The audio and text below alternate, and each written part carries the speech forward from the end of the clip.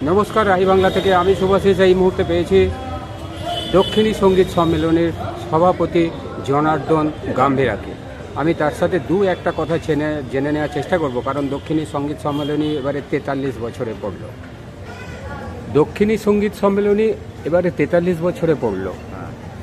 এই যে 43 বছরের জার্নি, এটাকে আপনারা কীভাবে দেখছেন? এবং এই রকম আজকের দিনে যেখানে মানুষ খুব ছেড়ে আছে, আমরা যাতে বাঁধো থাকার কথা বলি, সেখানে এই সঙ্গীতের মাধ্যম দিয়ে আপনারা কি বোঝাতে চাইছেন? এগুলোকে আমরা ধরে আছি এই একটা কারণে, যেটা আপনি বলতে চাইছেন সেইটা ধীরে ধীরে হারিয়ে যাচ্ছে। সঙ্গীত, উচ্চাঙ্গ সঙ্গীত, ক্লাসিক্যাল শাস্ত্রীয় সঙ্গীত, এটা ছাড়া তো সঙ্গীত হয় না। সুতরাং গোড়াটা খুলে আমরা জগায় যে হাত দিচ্ছি, এর ফলে এই যেমন ধরুন মিউজিক থেরাপি এগুলো আসছে তো কোথাও থেকে, অর্থাৎ শাস্ত্রীয় সঙ্গীত থেকে তো আসছে, সেইটা আজকের সংস্কৃতি সমাজ সংস্কৃতিতে বাদ পড়ে গেছে। আমরা বয়স্ক যারা আছি এটাকে চেষ্টা করছি নতুন প্রজন্মকে এর মধ্যে ইনভলভ করিয়ে আরও স্পিডে ত্বরান্বিত করতে চেষ্টা করছি। যখন এটা সৃষ্টি হয় 1980 সালে মনোজিৎ গাঙ্গুলি সাহেব যখন এটা করেছেন, তখন উনিও আশা করতে পারেননি যে আজকের এই প্রজন্মেও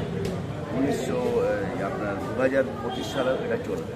সুতরাং এখানে সেই 1980 সাল থেকে যারা আছেন তার মধ্যে কিছু আছেন, তার মধ্যে আমি একজন নতুন গত বছরের করোনার এখানে তবে দেখে এই সুস্থ সংস্কৃতি আজকে যেমন দেখুন ধর্ম নিয়ে যে ব্যাপারটা দেখাচ্ছে, আমরা সবাই কিন্তু ভালো করে জানি যে ধর্মের মধ্যে কোনো জাতির ব্যাপার নাই, কিন্তু আমরা আমাদেরকে এই জায়গায় সুতরাং মূল গাইডলাইনে আমরা যে পৌঁছেছি, যতটা পারছি আমাদের দিক থেকে এটাকে ঠিক নিয়ে আসা।